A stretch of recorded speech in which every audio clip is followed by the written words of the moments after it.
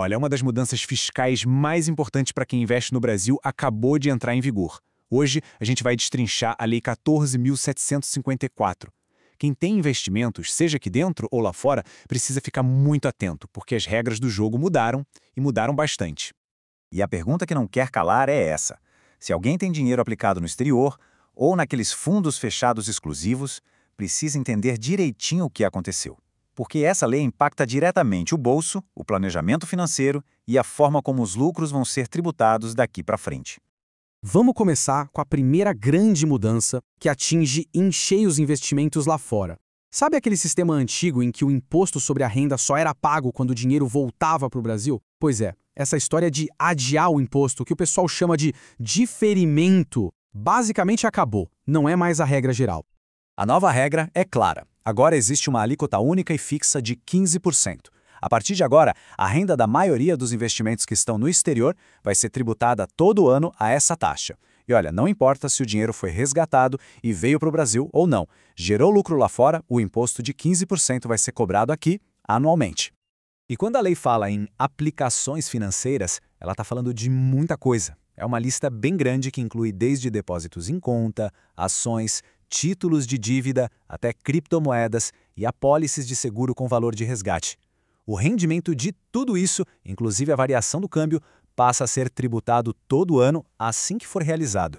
Agora, vamos para aquelas estruturas um pouco mais complexas, como as famosas offshores. A lei define o que é uma entidade controlada. É basicamente qualquer empresa, fundo ou fundação lá fora, onde uma pessoa que mora aqui no Brasil tem um poder de decisão importante, como mais de 50% do capital. O ponto central aqui é ter o controle da entidade. E aqui está o pulo do gato para quem tem offshore. Os lucros que essas empresas tiverem vão ser tributados no dia 31 de dezembro de cada ano. É automático. Não importa se o dinheiro ficou na empresa ou se foi distribuído como dividendo. Chegou no fim do ano, o lucro apurado vai ser tributado. E os trusts, aquela estrutura que funciona como uma espécie de cofre financeiro super seguro, a lei veio para botar a ordem na casa e trouxe uma clareza que antes não existia. Para a Receita Federal, os bens do trust continuam sendo do fundador, o chamado settler, até que sejam de fato distribuídos para o beneficiário ou até que o fundador faleça. Isso define quem tem que declarar e pagar o imposto. Ok, mas a lei não mexeu só nas regras para o dinheiro que está lá fora, não. Ela também trouxe uma reforma bem grande para os fundos de investimento aqui no Brasil, especialmente para os fundos fechados, que eram muito usados para planejamento patrimonial e sucessório. A mudança aqui é gigantesca.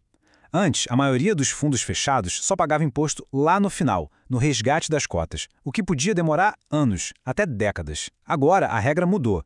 A tributação passa a ser periódica, 2 vezes por ano, igualzinho ao que já acontecia com os fundos abertos. E aí que entra o famoso come-cotas. É como se fosse uma pequena mordida do leão que acontece de forma automática. Todo último dia útil de maio e de novembro, o administrador do fundo vai lá, calcula o rendimento do semestre e já retém o imposto de renda, diminuindo um pouquinho o número de cotas do investidor. Mas aí fica a dúvida.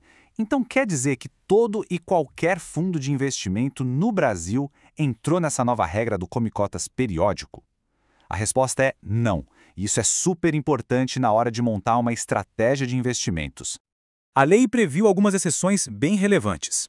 Fundos de investimento em participações, os FIPs, os FDICs, que são de direitos creditórios, e também os fundos de ações, os FIAs. Desde que sigam algumas regrinhas de composição, continuam como antes, com imposto só no resgate. Eles ficaram de fora do come-cotas. Para facilitar essa transição toda para o novo modelo, a lei criou uma janela, uma oportunidade que foi única, por tempo limitado, foi uma chance de ouro para atualizar o valor dos ativos no exterior e alinhar tudo com as novas regras pagando um imposto menor. A oportunidade foi a seguinte: quem quisesse podia atualizar o valor dos seus bens e direitos lá fora pelo valor de mercado que eles tinham em 31 de dezembro de 2023. Na prática, isso significava trazer o custo de aquisição para o valor atual, já preparando o terreno para a nova tributação anual. E o grande incentivo para fazer isso foi uma alíquota especial bem reduzida. O imposto sobre o ganho de capital nessa atualização foi de apenas 8%, pago de uma vez só. Um valor bem mais baixo que as alíquotas normais de ganho de capital, que podem ir de 15% a 22,5%. O processo foi bem direto. Primeiro, era preciso optar por essa atualização numa declaração específica. Depois, atualizar os valores dos ativos para o preço de mercado. E, por fim, pagar o imposto de 8% sobre essa diferença. O resultado? O custo do ativo na declaração subia, o que diminuía o imposto a ser pago no futuro. Certo. Depois de passar por todos esses detalhes, o que realmente importa?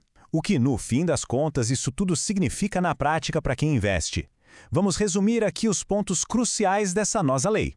Se a gente pudesse resumir o espírito da lei em uma única frase, seria esta. Aquela estratégia de simplesmente deixar o dinheiro rendendo por anos e anos no exterior ou em fundos fechados, sem se preocupar com o imposto, não funciona mais como antes. Agora, mais do que nunca, é preciso ser proativo, é preciso planejar.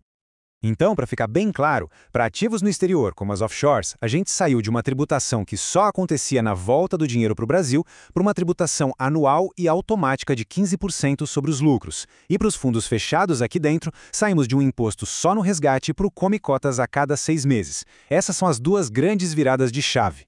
Isso tudo nos leva, claro, a uma reflexão final. Com um cenário de impostos completamente novo, a pergunta que fica é: será que a estrutura atual de uma carteira de investimentos ainda é a mais inteligente? As estratégias que funcionavam no passado talvez não sejam mais as mais eficientes para o futuro que começou agora.